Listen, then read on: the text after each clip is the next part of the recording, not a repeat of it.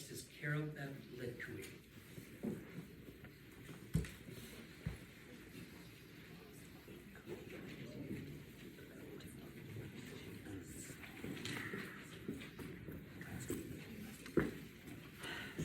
My name is Carol Beth Litcui, and I have 2 kids at RCS. It's clear from recent events and news that has surfaced that leadership has been active in coercive measures to bully parents and restrict us from information, infringing on our First Amendment right to free speech. Collecting information on parents and calling their employers is an intimidation tactic and certainly violates the professional code of conduct. It's horrifying to think that a parent was actually fired from her job after one of these calls was made. If you feel scared, file a police report, certainly, but so far, the instances that I've heard about debunk the notion that these were threats. It's also clear from the events that transpired that our board has been complacent or complicit in allowing this bullying to happen. We sit here, we bring you our concerns, we share them with you, and you sit in silence. Often months pass without a response.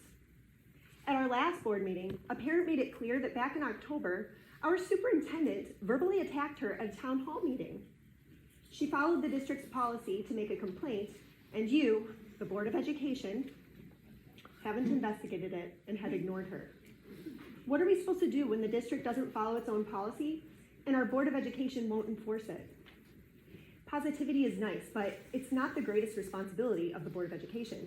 We see a lot of self-congratulatory praise, but not much tangible work. Instead of thoughtful deliberation, we see perfunctory 7-0 votes. One of our board members, Barb Annis, misrepresented concerns over obscene sexual materials that were described with precise clarity, and it politicizes our schools and sows division in our community when that kind of stuff happens. Really, we should be looking after education. For instance, speaking of student achievement, when we brought to you concerns about the elimination of advanced classes, have any board members said anything about that? Taken a discernible interest in it?